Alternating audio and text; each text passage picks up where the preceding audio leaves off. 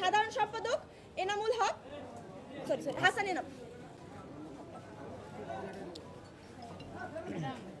আসসালামু আলাইকুম।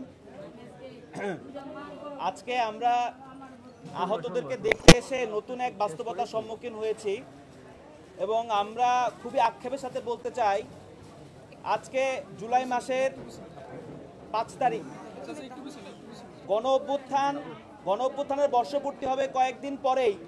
এখনও আহতদের চিকিৎসা সেবা নিয়ে যে পরিমাণ গড়িমসি এবং অসহযোগিতা হচ্ছে সেটা অত্যন্ত মর্মান্তিক এবং দুঃখের। আজকে আমাদের মুখপাত্র সিনথিয়া এক মায়ের কথা বললেন, আমরা একজন বাবার দেখা পেয়েছি যে ঈদের আগে আহত এখানে ভর্তি ছিলেন, তারপর ঈদের সময় তাকে বলা হয়েছে আপনারা বাড়িতে যান, ঈদের পরে আসলে আবার ভর্তি নেওয়া হবে। যখন সে এসেছে, আজকে সে রংপুর থেকে এসেছে, সে বলতেছে আজকে আমি আমার পকেটে টাকা নেই, আমি আজকে ঢাকায় আসছি, আজকে আমাদের বলতেছে যে আরও 4 মাস পরে আসেন। এগুলা কি মুখের কথা নাকি? আহতদের চিকিৎসা সেবা নিয়ে যে সিন্ডিকেটবাজি, কোরামবাজি যা হচ্ছে, আমি কড়া হুঁশিয়ারি দিতে চাই, বৈষম্য বিরোধী ছাত্র আন্দোলন, জুলাই গণ অভ্যুত্থানে যারা আহত হয়েছে তাদের চিকিৎসা সেবা নিয়ে কোনো রকম সিন্ডিকেট কোরামবাজি বরদাস্ত করবে না। এবং অবিলম্বে আমরা যেসব আহত যোদ্ধাদের সুচিকিৎসা প্রয়োজন, উন্নত চিকিৎসা প্রয়োজন, তাদেরকে বিদেশে পাঠাইতে হবে এবং যারা এখনো ভর্তি আছে বিভিন্ন জায়গায় তাদেরকে ভালো খাবার এবং ঠিকঠাক মতো সেবা দিতে হবে। আমরা একটু আগে অভিযোগ পেলাম ঈদের দিন এই নিটোর হসপিটালে আহতদেরকে নাকি পচা খাবার দেওয়া হয়েছে। এই লজ্জা আমাদের।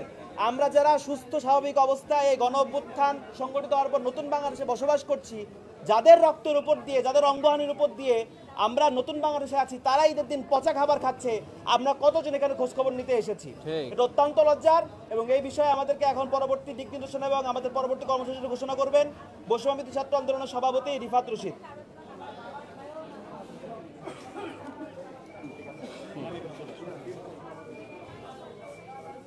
আসসালামু আলাইকুম।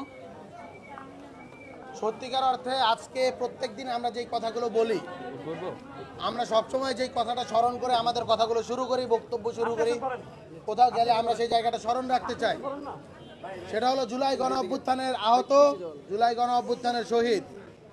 অথচ আফসোসের ব্যাপার এই যে যাদের রক্তের উপর পাড়া দিয়ে, যাদের রক্তের ম্যান্ডেট নিয়ে ইন্টারিম গভর্নমেন্ট আজকের তাদের এই গদিতে বসেছে, তারা নির্যাতিত, নিগৃহীত। আমরা দেখতে পেয়েছি হসপিটালের ভেতরে আজকের যেই বাস্তবতা, এটা কিন্তু একদিনের না, আমরা দীর্ঘদিন যাবত দেখতে পেয়েছি আহতরা আন্দোলন করছে, আহতরা সংগ্রাম করছে। কিসের জন্য? ট্রিটমেন্টের জন্য, একটা প্রপার ট্রিটমেন্ট। আমরা যখন সংবিধানে লিখি আমাদের মূল যেই চাহিদাগুলা, মানুষের মৌলিক চাহিদা, খাদ্য, বস্ত্র, বাসস্থান, শিক্ষা, চিকিৎসা, কাদের চিকিৎসা আপনারা দিচ্ছেন না সেই জিনিসটা আপনাদের লক্ষ্য রাখা উচিত। অনেক সময় অনেক কথা বলা হয় যে আহতদের মাঝে সিন্ডিকেট তৈরি করা হচ্ছে, তাদেরকে বিভিন্ন ধরনের তারা এজেন্ডা বাস্তবায়ন করতেছে, তাদের মাঝে গ্রুপিং রয়েছে। জুলাইয়ের তো তাদের মাঝে কোনো গ্রুপিং ছিল না, প্রত্যেকে তো স্বৈরাচারী শেখ হাসিনাকে পতনের জন্য রাস্তায় নেমেছে, প্রত্যেকে এক দফার জন্য রাস্তায় নেমেছে। তারা যে এই গ্রুপিংটা করলো, এই গ্রুপিং করার সুযোগ কে করে দিয়েছে? সুযোগ তো করে দিয়েছে ইন্টারিম। আপনি যদি তাদেরকে প্রপার ট্রিটমেন্ট করে দিতেন, প্রপার ট্রিটমেন্ট করে তাদের যার যার বিদেশ পাঠানোর দরকার বিদেশ পাঠিয়ে দিতেন, তারা তো এই গ্রুপিংটা করার সুযোগই পেত না। কারণ তারা তাদের ওই জায়গাটা মেন্টাল স্যাটিসফ্যাকশনটা থাকতো। তারা তো নতুন একটা বাংলাদেশ তৈরি করার জন্য তাদের অঙ্গহানি করেছে, তাদের জীবন দিতে দেওয়ার জন্য রাস্তায় নেমেছিল। সেই মানুষগুলো যখন দেখে সিস্টেমের কোনো পরিবর্তন হয়নি, আগে হসপিটাল চালাইতো এক গ্রুপ, এখন চালায় আরেক গ্রুপ, তারা সিন্ডিকেট করে এসে বলে যে এদেরকে আহতদেরকে বের করে দাও, তাহলে আমরা নতুনদেরকে ঢুকাতে পারছি। আহতদের এখানে স্পষ্ট অভিযোগ এনেছে তারা, তাদের ট্রিটমেন্ট দেওয়া হচ্ছে না। এর কারণ কোনো একটা রাজনৈতিক দলের যে চিকিৎসকদের গ্রুপ, সেই গ্রুপদের সিন্ডিকেটকে তারা আটকে দিয়েছে, বন্ধ করে দিয়েছে। তারপর থেকে তাদেরকে নাকি এই ধরনের অ্যাটাক করা হয়েছে, স্পষ্ট অভিযোগ তারা এই জিনিসটা দিয়েছে। আপনারা তাদেরকে জিজ্ঞেস করবেন, তারা আরো সুস্পষ্টভাবে বলবে। দেখুন আমরা কি কি দেখতে পেয়েছি জুলাই গণ অভ্যুত্থান পরবর্তী সময়ে। আমরা দেখতে পেয়েছি এই আহতরা যমুনা ব্লকেট করে, এই আহতরা গিয়ে শাহবাগ অবরোধ করে, আহতরা গিয়ে ফোয়ারা অবরোধ করে। এদের কাজ হসপিটাল থেকে আমাদের যাদের যাদের প্রয়োজনীয় চিকিৎসা দেওয়া হতো, প্রয়োজন তাদেরকে বিদেশ পাঠিয়ে দেওয়া, যাদের দেশে চিকিৎসা দেশে চিকিৎসা করা। এই দেশে আমরা এখনো দেখতে পাচ্ছি বড় বড় মেগা প্রকল্প হয়, 10,000 কোটি টাকা 20,000 কোটি টাকার প্রকল্প পাস হয়, অথচ আমার শহীদ ভাইদেরকে এখন পর্যন্ত তাদের পরিবার রাস্তায় রাস্তায় ঘোরে টাকার জন্য। আমাদের আহত ভাইয়ের আজকে দেখা গিয়েছে একটা ছেলে তার বলতেছে যে তার পায়ের যে হাড় কেটে ফেলা হয়েছিল 4 ইঞ্চি, এখন পর্যন্ত তার পায়ের হাড় ছোট, এক পায়ের থেকে আরেক পা, তাকে বিদেশ পাঠানো হবে। তাকে এই বলে বুঝ দেওয়া হয়েছে তুমি আর কোনো কথা বইলো না, তুমি যদি আমাদের কথা শুনো তাইলে তোমাকে আমরা বিদেশ পাঠানোর ব্যবস্থা করব, বাকিদের নিয়ে তোমার কনসার্ন হওয়ার দরকার নেই। এই ধরনের সিন্ডিকেটবাজি, কোরআনবাজি, যেই ভয়েস রেজ করে, যে কথা বলে, তার মুখটাকে চেপে ধরার একটা কার্যক্রম এখানে চলমান রয়েছে। দেখুন, আজকে আপনারা বলেন আহতরা, অনেকেই বলছেন যে আহতদের আচরণ উগ্র, কিন্তু আমি একটা কথা বলতে চাই, আপনাদের এইখানের ভিতরে যারা এই কথা বলে, সরকার উচ্চপদস্থ কর্মকর্তারা, উপদেষ্টারা, তাদের কজন গভর্নমেন্ট হসপিটালে ট্রিটমেন্ট নিছে? এই গভর্নমেন্ট হসপিটালে 3 দিন যদি একটা মানুষ থাকে, তার মেন্টাল কন্ডিশন নড়বড়ে হয়ে যায়। এইখানে তো ভালো মানুষ থাকতে পারে না, থাকতে চায়ও না, তো অবস্থাটা খারাপ। যেই মানুষটা, যেই ছেলে মেয়েগুলা জুলাই গণ অভ্যুত্থানে গুলি খেয়ে এসেছে, তাদের তো ওই সময়ের অবস্থার যে ট্রমা, সেই ট্রমা থেকে উত্তরণ তো তাদেরকে দূর। তারা যে দীর্ঘ সময় চিকিৎসা নিয়েছে, তাদের চিকিৎসার মাঝে লাঞ্ছনা করা হয়েছে, গাফেলতি করা হয়েছে। যেই ছেলেটা ভালো হওয়ার সম্ভাবনা ছিল আজকে থেকে 6 মাস 7 মাস 8 মাস আগে, তাকে পঙ্গু করে ফেলা হয়েছে। তাদের যে মেন্টাল কন্ডিশন, অন্য সব কিছু যদি আমরা বাদ দিই, তাদের যে মানসিক অবস্থা, এই হসপিটালে যদি 1 সপ্তাহ আপনি থাকবেন, আপনার সুস্থ অবস্থার থেকে পরবর্তীতে আপনি মানসিকভাবে অসুস্থ হয়ে যেতে থাকবেন।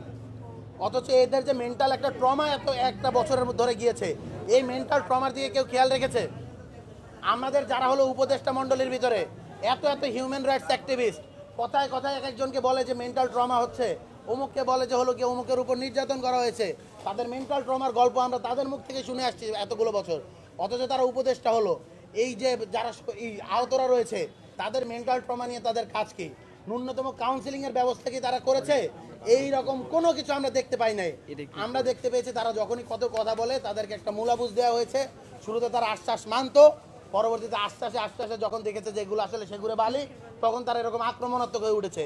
এর পেছনে দায় আসলে এই গভর্নমেন্টের, এবং এই দায় একটা সত্যি কথা, আমরা বাংলাদেশের যে কালেক্টিভ মানুষজন, এরাও এড়াতে পারি না। আজকে যে আপনারা সাংবাদিকরা যারা এসেছেন, তারা কদিন এদের কথা তুলে ধরেছেন, আপনারাও আসলে এড়াইতে পারেন। আজকে জুলাইয়ের 1 বছর হতে চলেছে। আজকে 5 জুলাই। 5 জুলাই আসলে প্রথমবার কুমিল্লার দিকে, আমরা যেটাকে বলি গণ অভ্যুত্থানের সূচনা, প্রথমবার আক্রমণের ঘটনাটা আমরা দেখতে পেয়েছিলাম। সুতরাং একটা কথা স্পষ্ট, জুলাই গণ অভ্যুত্থানের যে ঐতিহাসিক যাত্রা, তার কিন্তু 1 বছর হয়ে গিয়েছে। আমরা যে 36 জুলাই বলছি, 36 জুলাইয়ের জার্নি কিন্তু শুরু হয়ে গিয়েছে। এই 1 বছর পরেও এই মানুষদেরকে যে কাতরাতে হচ্ছে, কান্না করতে হচ্ছে, তাদেরকে তাদের বাবা মায়েদের যে হলো গিয়ে দরবারে দরবারে ঘুরতে হচ্ছে, এটা লজ্জার। ব্রেকিং নিউজ, একটা বড় একটা থোক বরাদ্দ দিয়ে যাদের যাদের ট্রিটমেন্টের প্রয়োজন তাদেরকে বিদেশ পাঠিয়ে দিন, যাদের যাদের দেশে অপারেশন সম্ভব অপারেশন করে দিন। ডক্টর ইচ্ছা করে গাফিলতি করে, তারা বলে যে আমরা এই অপারেশনটা করতে পারবো না, আমরা ভয় পাই। যদি ভয় পান তাহলে ট্রিটমেন্ট করাচ্ছেন কেন? আর যদি বলেন যে আমরা পারবো না, তাহলে বিদেশ পাঠিয়ে দেন, দেশে রাখতেছেন কেন? এগুলো আসলে আমরা বলবো গাফিলতি, সদিচ্ছার অভাব। এই সদিচ্ছা যাদের না থাকে, আমরা বলবো যে আপনারা উপদেষ্টার চেয়ারে বসে থাকেন না, হাসপাতালের ডিরেক্টরের চেয়ারে বসে থাকেন না, সচিব হয়ে বসে থাকেন না। জুলাই গণ অভ্যুত্থানের শহীদ এবং আহত